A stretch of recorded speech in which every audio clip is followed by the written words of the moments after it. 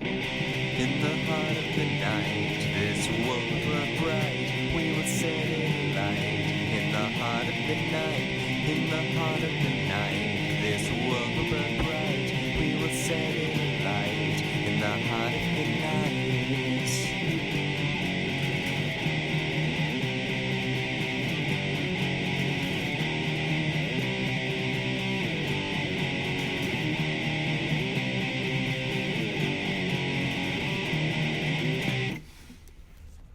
Hello everyone, I'm Anthropomantic Fiend, and I do horror-related things on the internet. Before I get into the review, I want to thank all of my subscribers because I hit 300 subscribers on my YouTube channel, and I'm unbelievably grateful. I've been doing this for a little over a year now, and I already have a bunch of subscribers who have just been extremely kind and supportive and share my love of all things creepy. So I said I was going to try to do a contest or something when I hit 200 subscribers months ago, and I never did that. I really am going to try and do a 300 subscribers contest. It's going to be a little while. I'm gonna have to pull together all the special things I have in store for you, so it's gonna be a couple weeks, I think, but I am going to do my very best to actually do a contest. So today, as you know, I'm going to be talking about the movie Dead Men Walk. This is a movie that came out in 1943, and it stars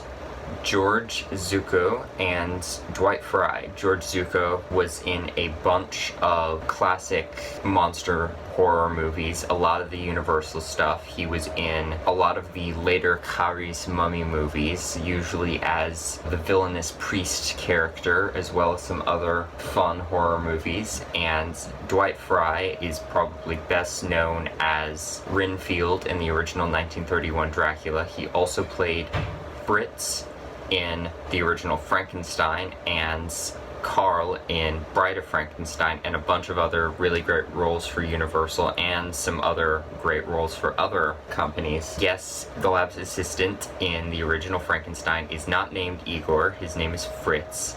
Igor is Bela Lugosi's character in Son of Frankenstein and Ghost of Frankenstein, and it is spelled with a Y, not an I, but that is a rant for another day. This movie also stars Mary Carlisle, who I was not familiar with, but she had top billing along with George Zucco, so I ended up looking her up, and apparently she was in some early musical comedy stuff, things with Bing Crosby, that I've not seen. This was unfortunately her last film, and the only one of her movies I think I've ever seen, and she's kind of barely in it, so it doesn't really do her justice as an actress, but apparently she was of note, so maybe I should look into her non-horror stuff. The plot of this movie is that there is a prominent and respected doctor, Dr. Clayton, who has a twin brother who is a professor of dark magic. He's really into the occults and presumably Satan. He ends up dying. I forget the good Dr. Clayton's name, but his twin brother is Elwyn, and he dies, or so we think, because then Elwyn appears to his good brother and sort of says, I'm gonna make your life a living hell, and people around the town start dying, and nobody really knows why except for his brother, and no one will believe him. He's not even sure if he believes himself. At the same time, his younger friend, I don't know if it's his niece or his daughter, it was unclear to me, but she starts taking ill with a mysterious illness that they cannot place. She starts growing weaker and weaker, and that is when they start to think they are dealing with a vampire. So they have to go after Elwyn, who has apparently figured out how to transform himself into a vampire by way of black magic and come back from the dead to make his brother's life a living hell. Again, this stars George Zucco and Dwight Frye and Mary Carlisle, and Dwight Frye in particular does a good job as Zolan, Zolan, I'm not sure, who is the sort of henchman character to Elwyn, but it really is sort of the same type that he was always given after he played Renfield and Fritz, etc. He never really broke out of that mold, at least not much. It really is a step down from the parts of Renfield and Fritz, unfortunately. Dwight Frye had really always wanted to break out of the horror stuff and play comedy, and that would have been wonderful, I think. He kind of hated what Renfield, especially, as well as characters like Fritz, sort of did to him, typecasting him as the lunatic assistant of the villain in all of these movies. But even with characters like Renfield and Fritz and Carl, there is this underlying dark humor to the character. Even if they are this evil lunatic character, they have this wonderful morbid sense of humor that really makes me happy. There is none of that with Zolan in this movie. He is just a straight up evil henchman character, and Dwight Frye plays the part well, but it's not a good part, and it's honestly sad because this was one of Dwight Frye's last roles, and I wish he could have, as much as I love him in the horror stuff, gone out and done the more diverse roles he had really wanted to do and not been stuck in this box of playing lunatics. It's not particularly subtle, but George Zucco does a good job playing the roles of the good Dr. Clayton and the evil Dr. Elwyn Clayton.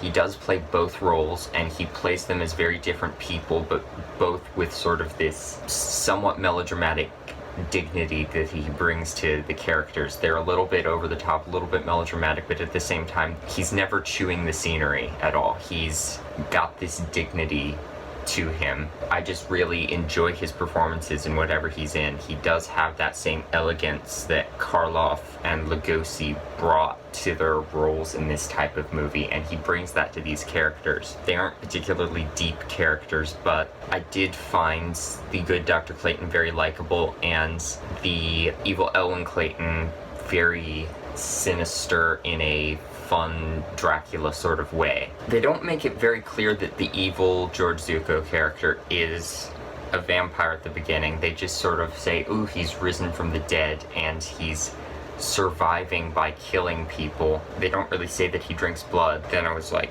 okay, he's definitely a vampire, because then we've got the whole subplot with Gail, played by Mary Carlisle, who starts falling ill, and she's very clearly been bitten. Then they bring the actual word vampire into everything, so he is 100% a vampire, because I was just like, if this character wasn't a vampire, this would just feel oddly similar to Dracula, but then they cleared that up. It was just kind of unspoken that he was a vampire for a good early portion of the movie. Coming back to Gail, unfortunately her and her love interests are, I mean, they're decently acted, but they're kind of shallow characters, and it really feels like they are just there as people for Zuko to worry about, and then later on when Gail falls ill, she really is barely in the movie. She's just there for the two male protagonists of the movie, the male young hero character and Zuko's good character. Gail is just there as someone for them to worry about. She could have become something like Mina in Dracula.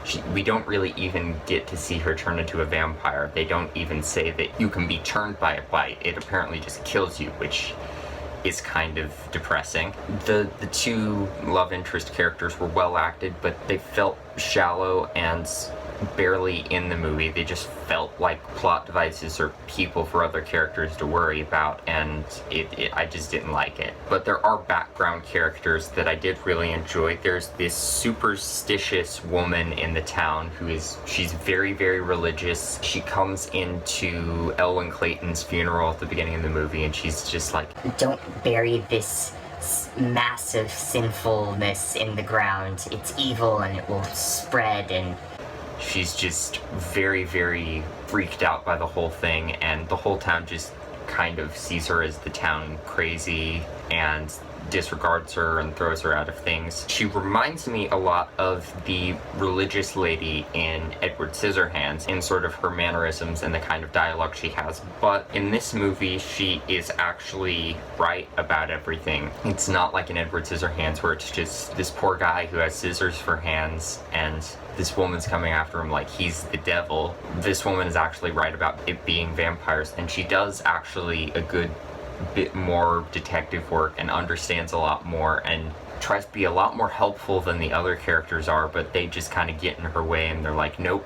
Her dialogue is also just kind of ridiculous and funny in places. She sneaks into the house where Gale is, and she's just like, I'm gonna give you this cross so you can wear it around your neck and it'll protect you from the vampires. I know way more about all of this stuff than any of the doctor books in this room can tell you. she just has little phrases like doctor books that are just like, really? Later in the movie, after more people start dying, there is naturally an angry mob formed, and the sort of weird, eccentric characters that we get in the angry mob are kind of fun as well. They're not especially memorable, but they're kind of fun. Visually, the movie is interesting. It opens with this shot of someone burning a book that says the history of vampires on it, which, first of all, why would you do that? Please don't. And then in this fire that's being burned in, this disembodied, translucent head that's been superimposed over it appears, and is just like, people disregard them now, but there have always been vampires and werewolves, witches and warlocks, and all the spawn of hell,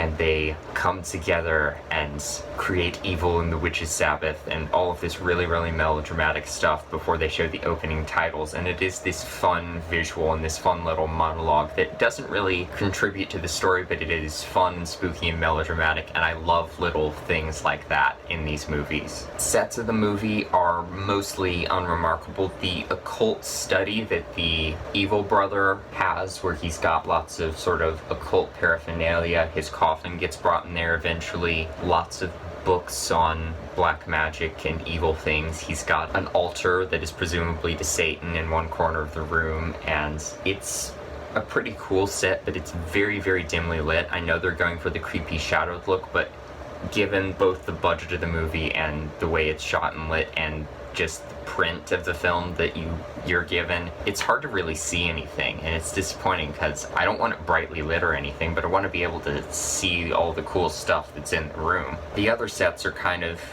either boringly lit or not well lit enough. There is nothing at all special about any of the costumes. It's just a lot of people in suits, as we get in all of these 40s movies. Evil George Zuko gets a cape, but that's about it. That said, I do also like the cemetery set. It looks pretty cool and atmospheric, and I think the shadows kind of help that. They probably didn't have much budget for a cemetery set, so the dim lighting helps create the impression of a creepy cemetery without really having to commit to a really elaborate set, and I thought it looked nice. The cinematography is fine. There's not much artistic in the way of like camera angles or anything. It's just serviceable. There's some sort of trick photography that's kind of fun that I'll get into in effects, but actual cinematography is okay. And the story is a lot of what you get in any vampire movie. It's a lot of, oh my god, people are dying, what do we do? And a lot of arguing back and forth between people of vampires aren't real. Yes, they are. No, they're not. Yes, they are. And people just never really bringing any kind of evidence into it. Just somebody going out to hunt the vampire and a bunch of people being like, you're crazy, and the person being like, no, I'm not. I'm gonna fight the vampires, and you're gonna help me, and them being like, okay, fine. And we see this a million times in a bunch of other movies, and I was fine with it here. It's nothing new. I kind of wish they had brought the doppelganger element a little bit more into it. They do eventually. People start to